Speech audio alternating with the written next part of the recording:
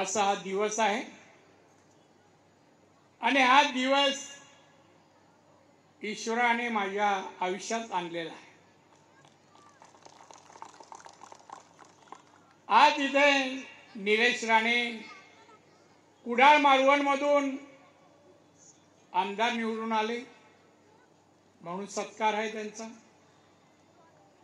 नितेश राणे देवगड कणकवली वैभववाडी त्यानंतर महाराष्ट्राच्या मंत्रिमंडळात मंत्री आहेत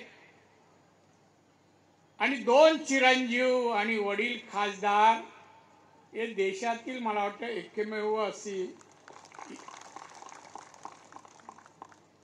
एकमेव असे वस्तुस्थिती असेल।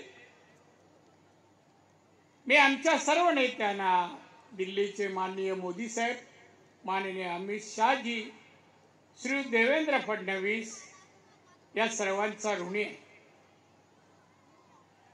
दुसरं म्हणजे सांगायचं तर मी म्हणालो माझ्या जीवनातील आनंदाचा क्षण आहे तो यासाठी दोन्ही पुत्र कर्तृत्वान निघावे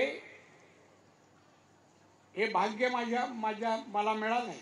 दोन्ही पुत्र बांधण मुलाचं कौतुक वडील करतात अशातला भाग नाही। त्यांनी कर्तृत्व सिद्ध केल्यानंतर बोलतो, एवढी वर्ष बोललो नाही मी। दोन्ही चांगलं शिकले, मला अपेक्षित होतं शिक्षण त्याने घेतले।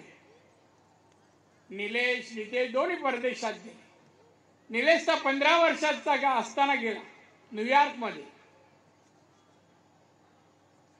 तो एमकॉम झाला, पीएचडी झाला, त्यानंतर तो खासदार झाला।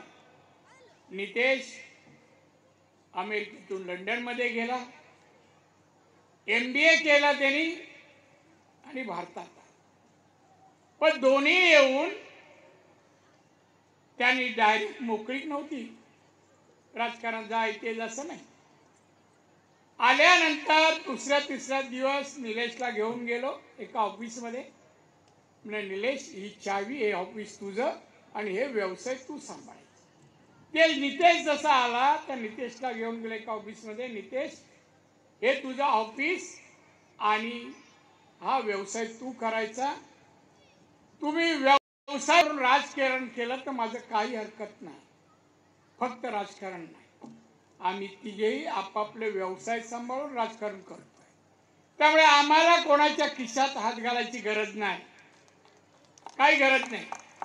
बघा मी 90ला आलो, आज मी ती पण एक का कोणी सांगावं कॉन्ट्रॅक्टरने कोणी किंवा राणेने नेऊन पैसे दिले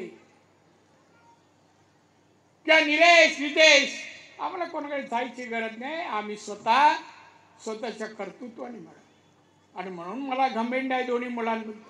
मी सांगितलं ते ऐकलं, अनुकरण केलं, त्याचं पालनही करत आहे।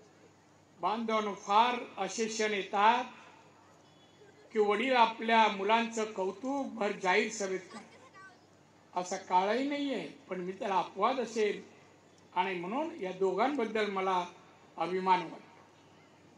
बांधवांनो सिंधुदुर्ग जिल्ह्यात मी सिंधुदुर्ग जिल्ह्यात माझा जन्म झाला, पण शिक्षण वगैरे बाकी राजकारण सगळं मुंबईत झालं। संपूर्ण आयुष्य मुंबईत नगरसेवक बीएसटी चेअरमन झालो असता माननीय बाळासाहेब एक दिवशी म्हणाले, नारायण ही विधानसभेची निवडणूक 1990ची येते, तुला सिंधुदुर्गात जावं लागेल। मी म्हणलं साहेब मी अजून तसं काही ओळखीचं कोण नाही, फक्त जन्म झाला आहे, नातेवाईक फक्त आहेत त्यांना ओळख। नारायण तुला तुझ्या नावाची मागणी आहे, तुला जावं लागेल। काय बोललो नाही, नमस्कार केला आणि निघालो। नंतर मी आलो 90 साली। आताचे कार्यकर्त्यापैकी तेव्हा पहिल्यांदा भेटलेले काही अनेक जण आहेत, काही स्टेजवर आहेत, काही खाली आहेत।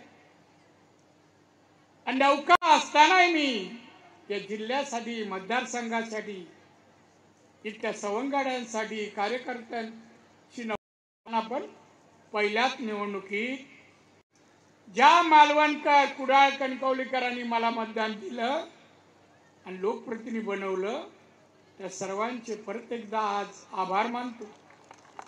आज हे दिवस तुम्ही मला दाखवले, माझ्या कुटुंबियांना दाखवले, माझ्या मुलांना दाखवले. हे काम तुम्ही केलं, पण त्या कामाची निलेशने सांगितल्याप्रमाणे म्हणाला, अतिशय चांगलं वाक्य म्हणाला, तुमचे उपकार आमचं आयुष्यभर पूर्ण करू हे आम्हाला सांगता येत नाही, पूर्ण करण्याचा आम्ही प्रयत्न करू. या आयुष्यात तुम्ही केले उपकार आम्ही कसे पूर्ण करायचा विचार करू. पण तुमचे एवढे मोठे उपकार आहेत, ते उपकार आम्ही कधीच विसरणार नाही. आणि म्हणून बांधवांनो, आजचा दिवस सर्व तालुके जनता यांचाच आहे.